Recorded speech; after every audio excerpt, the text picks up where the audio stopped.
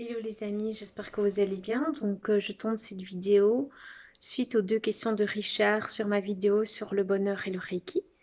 Donc j'ai déjà répondu à Richard en commentaire, mais je vais quand même faire une vidéo à ce sujet. Richard me demande comment essayer d'avoir un canal Reiki excellent et aussi est-ce que le Reiki provoque l'auto-guérison. Donc pour répondre à la première question, pour avoir un canal Reiki excellent comme il dit, l'idéal, c'est de faire son autotraitement tous les jours. Pour ma part, je continue à le faire tous les jours, même si je ne fais pas chaque fois 45 minutes. J'essaie de passer en revue les différentes positions quand je suis encore dans un demi-sommeil et ainsi de faire passer le Reiki dans mes différents chakras. Donc ça, c'est quelque chose que je fais chaque matin. Puis, c'est aussi important de s'approprier les 5 idéaux Reiki dans notre vie, mais aussi de méditer dessus. Donc ça, c'est quelque chose, je pense, qui est aussi important. Et petit à petit, introduire le Reiki dans sa vie, c'est quelque chose de vraiment très chouette. Et ça se fait de plus en plus naturellement, finalement. Quand on veut avoir une réponse à quelque chose, quand on veut voir clair, quand voilà, on veut...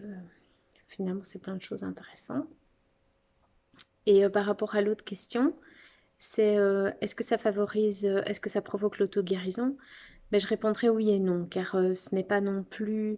Je ne vais pas dire que le Reiki, par exemple, guérit un cancer. Je ne vais pas faire comme l'énergéticien qui avait vu ma fille en lui disant avec son pendule que c'était juste des petits malaises et que ça allait passer tout seul, alors que finalement elle avait une tumeur au cerveau qu'il fallait opérer et enlever dans le mois. Donc là, c'est vrai que ça remet les idées en place et on se rend compte que ces approches énergétiques sont des compléments à la médecine, mais ne se substituent pas à la médecine traditionnelle. Et ça, c'est très important d'en avoir conscience.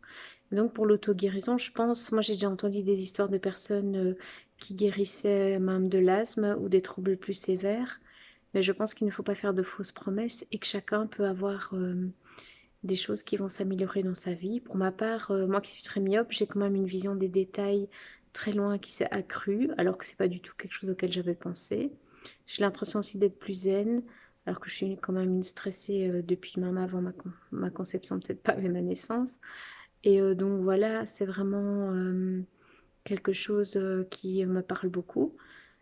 Et voilà, donc les effets ne sont pas toujours prévisibles. C'est comme quand on fait un soin à quelqu'un, on ne sait pas toujours à l'avance ce qui va se débloquer, ce qui va bouger.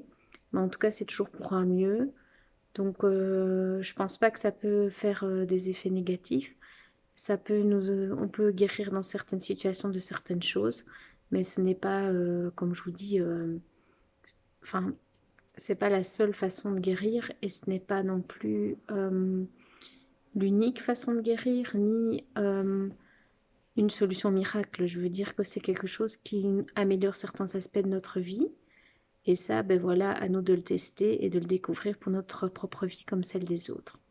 Donc voilà, ben j'espère que j'étais claire et n'hésitez pas à me poser d'autres questions et je ferai des vidéos. Et je vous embrasse et je vous dis à tout bientôt. Ciao, ciao!